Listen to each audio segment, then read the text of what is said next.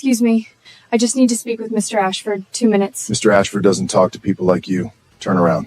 What is this? Why is there a beggar at my gate? I'm not asking for anything. I just need 2 minutes with him. Crawl out every week the moment they smell money. Take a photo of the house and go sell it online, sweetheart. Get her out of here before she steals a flower pot. What is going on here? Nothing, darling. Just a girl who wandered in off the road. I'm handling it. Mr. Ashford, my mother asked me to give you something before she died. I promised her I would. I don't know your mother. Vanessa, call the...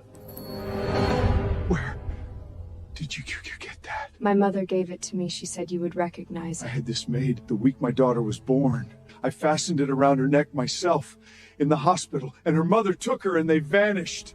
I searched for 18 years. My name is Grace. I was raised Grace Miller, but I was born Grace Ashford. Caroline was my mother. She didn't abandon you. Your family told her a poor girl would destroy you. She was 20 and terrified, cleaning her. She died 3 weeks ago.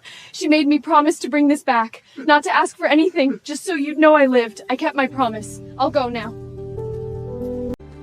Grace, you crossed the whole country to give something back and didn't ask me for one thing. You have your mother's heart. She took you to keep you safe from cruelty, from people exactly like the one standing on my steps.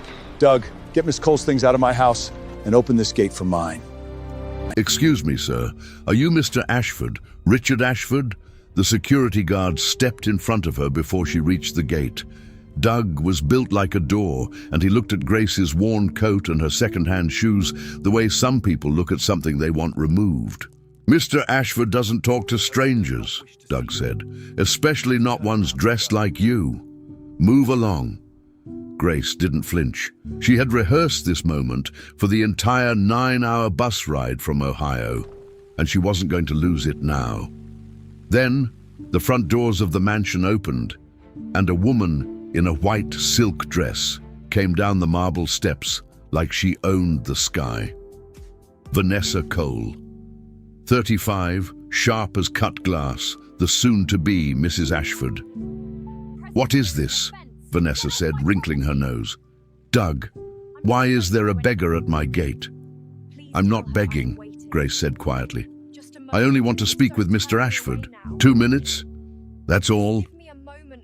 Vanessa laughed. "Let me guess. A sad story and an empty hand. People like you crawl out every week the moment they smell money. Take a photo of the house and go sell it online, sweetheart." Grace's jaw tightened, but her voice stayed level. "I didn't come for money. They all say that." Vanessa turned to the guard. "Get her off my property before she steals a flower pot." Doug reached for Grace's arm, and that was the exact moment a car door opened in the courtyard behind them. Richard Ashford had heard the noise from the driveway. He was 58, silver at the temples, a man who had built an empire and lost the one thing he never speaks about. He walked toward the gate expecting another reporter, another charity, another problem to be managed. "Enough," he said. "What is going on here?" "Nothing, darling," Vanessa said, her smile snapping into place. "Just a girl who wandered in off the road. I'm handling it." But Grace had already stepped forward, and she was looking at Richard with an expression Vanessa couldn't read. Not fear, not greed. Something closer to recognition. "Mr. Ashford," Grace said, "I'm sorry to come like this. My mother asked me to give you something before she passed. I promised her I would." "I don't know your mother," Richard said, tired. "Vanessa, call the..." Grace lifted her hand, and in her open palm lay a small silver necklace, a thin chain and a pendant shaped like a crescent moon. Richard went completely still. The color drained from his face. For a long moment he didn't breathe. "Where," he said very slowly, "did you get that?" "My mother gave it to me. She said you would know it." Vanessa looked between them, her smile beginning to crack. "Richard? It's a piece of cheap jewelry. She probably bought it at a gas station to..." "Be quiet." He didn't raise his voice. He never raises his voice. Somehow that was worse. He took the necklace with hands that were trembling. He turned the little moon over. On the back, in a jeweler's fine script, was a date, 25 years old, and beneath it 3 words. for my daughter. I had this made, he whispered, the week my daughter was born. I fastened it around her neck myself, in the hospital. And then her mother took her and they vanished. I searched for 18 years.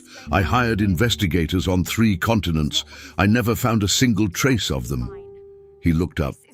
Who are you? My name is Grace, she said. I was raised as Grace Miller, but I was born Grace Ashford. Caroline was my mother. The driveway went quiet enough to hear the fountain running behind the gate. My mother never abandoned you, Grace went on, her voice steady even as her eyes filled. That's the part she needed you to hear.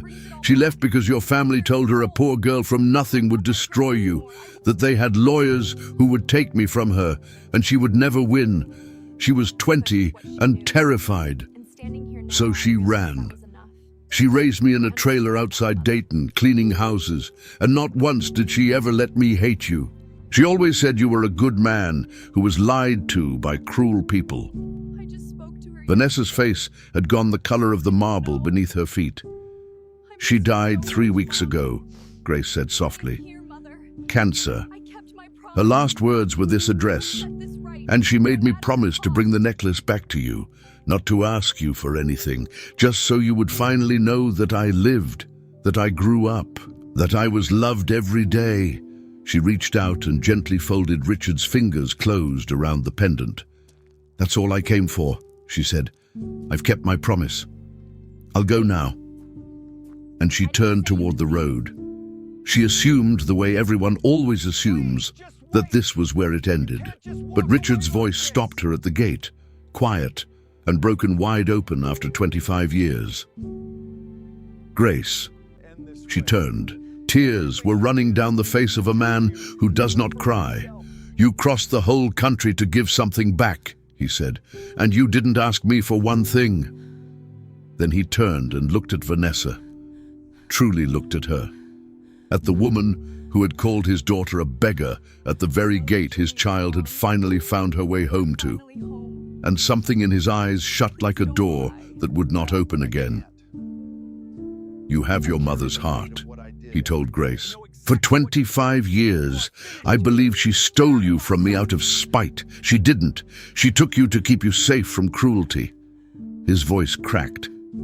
From people exactly like the one standing on my steps. Vanessa opened her mouth. He didn't give her the chance. Doug, Richard said, never looking away from his daughter, get Ms. Cole's things out of my house, and open this gate for mine. The iron gate swung wide, not to push Grace out this time, but to let her in. Her father crossed the last few feet between them, 25 years wide, and did the only thing he had wanted to do since the day she was taken from him.